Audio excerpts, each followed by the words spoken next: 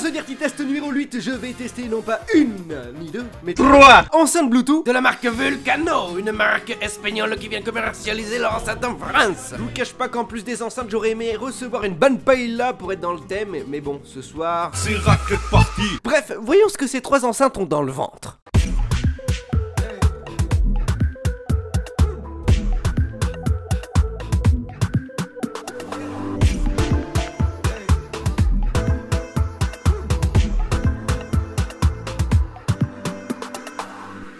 Commençons par Maxime mon boulot. Les 3 enceintes proposent la même expérience déballage et les mêmes accessoires, sauf une, la Blast Plus. Oh la salope.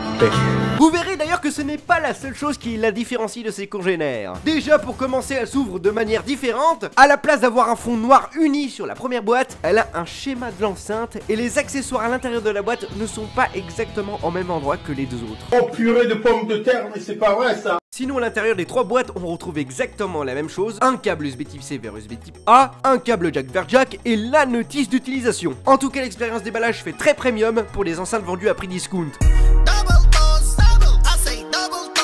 On est sur 3 designs différents. Commençons par la Vulcano Bullet Plus. Boulette. Avec son design sobre en forme de brique, on retrouve une grille acoustique en plastique à l'avant et à l'arrière de l'enceinte. Tout le tour de l'enceinte est recouvert par un revêtement en caoutchouc. Sur le dessus de l'enceinte, nous avons une LED qui nous indique le Bluetooth et l'autre qui nous indique le mode d'écoute. Nous avons le bouton Power, volume plus moins, play pause et mode, ainsi que le logo de la marque. Sur le côté gauche, on retrouve une petite bague pour accrocher un mousqueton pour pouvoir la clipser un sac à dos. De l'autre côté, on a un cache d'étanchéité où à l'intérieur se trouve le port micro SD, une slot pour mettre les cartes SD, le port jack et le port USB-C. En bas de l'enceinte, on retrouve 4 petits patins antidérapants pour éviter que l'enceinte bouge lors des vibrations à volume maximal. Sur la Vulcano Blast Plus, on a à peu près la même conception de design. On est sur quelque chose de symétrique en forme de brique avec quelques différences. On a encore une grille acoustique en plastique sur chaque face de l'enceinte, mais cette fois-ci à l'avant, on a le logo de la marque et à l'arrière, un cache d'étanchéité qui va protéger les différentes connectivités et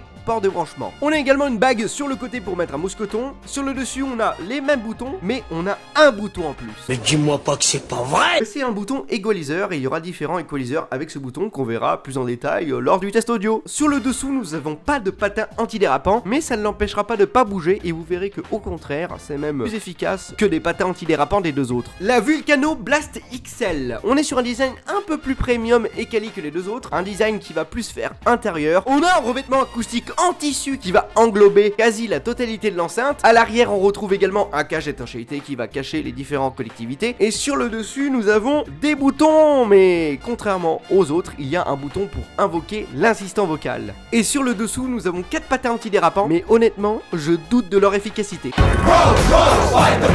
Chaque enceinte est équipée de la nouvelle génération Bluetooth 5.0 en multipoint. C'est-à-dire que tu pourras connecter plusieurs smartphones sur une enceinte. Et en plus, les enceintes sont équipées de la technologie Toolless, c'est-à-dire que si tu as 2 enceintes identiques, tu pourras les connecter ensemble pour jouer en stéréo. En plus du Bluetooth, tu pourras jouer la musique aussi en carte micro SD et en jack 3.5.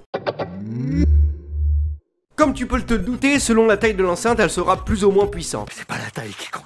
La plus petite est équipée de 2 haut-parleurs de 52 mm de 10 watts RMS chacune, avec 2 radiateurs passifs, un à l'avant et un à l'arrière. C'est exactement pareil sur la deuxième enceinte, sauf que les haut-parleurs font chacune 20 watts RMS, et en plus elle est équipée de la technologie DPS Max, qui va amplifier les basses et avoir un meilleur son stéréo. Il y a également 3 modes d'égaliseur. Sur la plus grosse, on a 2 haut-parleurs de 30 watts RMS, combinés à la technologie DPS Max dernière génération, qui va vraiment amplifier les basses. On a une sorte de radiateur passif woofer à l'arrière de l'enceinte et je peux vous garantir que ça va péter.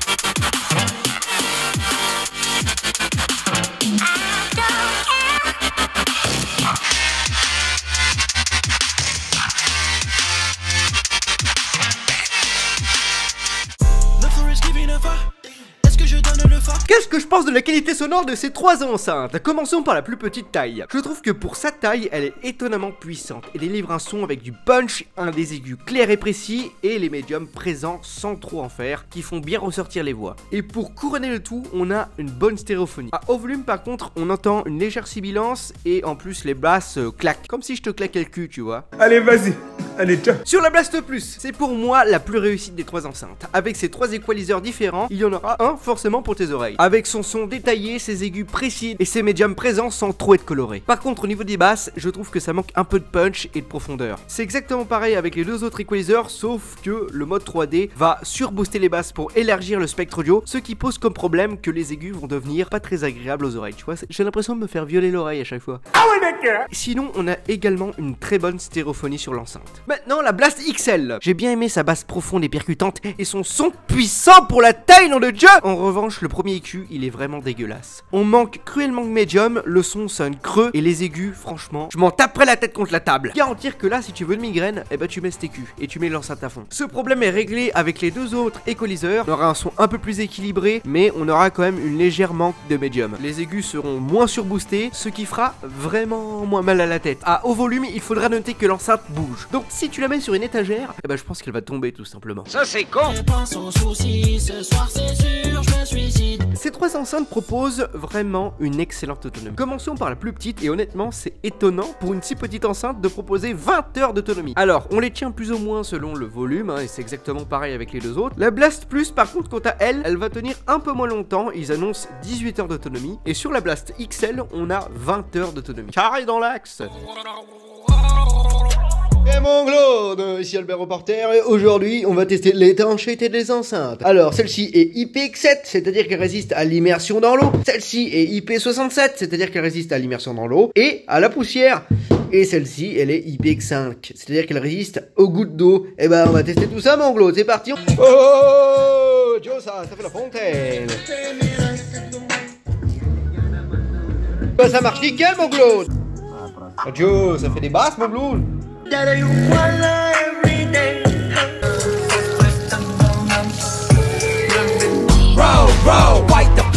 C'est une grande surprise que nous propose Vulcano avec ses trois gammes d'enceintes Bluetooth pour pas très cher. On a des bonnes performances, on a des enceintes compactes avec une bonne autonomie, mais je vais un peu te guider mon Claude. Alors pour son format compact, je prendrai la Bullet Plus. Pour la qualité sonore et son son équilibré, et ben la Blast est idéale. Et pour ses basses et sa puissance et son punch, je te conseille la Blast XL. Je vais te fumer.